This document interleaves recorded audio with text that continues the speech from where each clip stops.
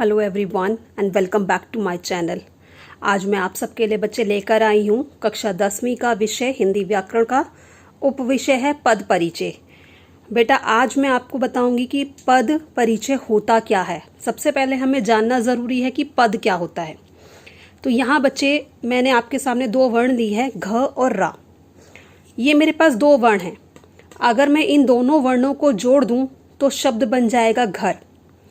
ठीक इसी प्रकार से मैंने एक एग्जाम्पल और लिया है, क म ल। ये तीनों ही आप देख रहे हैं, तीनों ही वर्ण हैं। इन तीनों वर्णों को मैंने जोड़ा तो बन गया शब्द। तो यहाँ पर आपने देखा कि हमारे पास जब वर्ण थे अलग अलग, हमने उन दोनों वर्णों को जोड़ा तो बन गए शब्द। तो अब मैंने इन्हीं शब्दों को जब वाक्य में प्रयोग किया, मेरा घर बहुत बड़ा है, तो इसमें घर जो है वो शब्द है हमारा, क्योंकि हमने यहाँ से लिया। तालाब में कमल के फूल खिले हैं, तो ये मेरा क्या है, शब्द।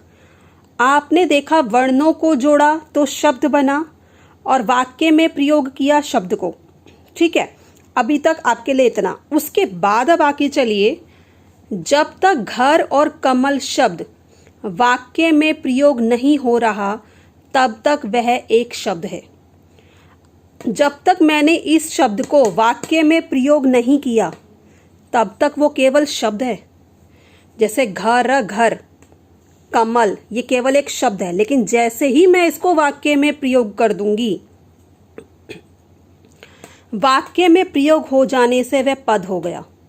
लेकिन जैसे ही मैंने इन शब्दों को वाक्य में प्रयोग कर दिया, मेरा घर बहुत बड़ा है, तालाब में कमल के फूल खिले हैं, जैसे ही इन दोनों शब्दों को मैंने वाक्य में प्रयोग कर दिया तो बेटा वो पद कहलाएगा।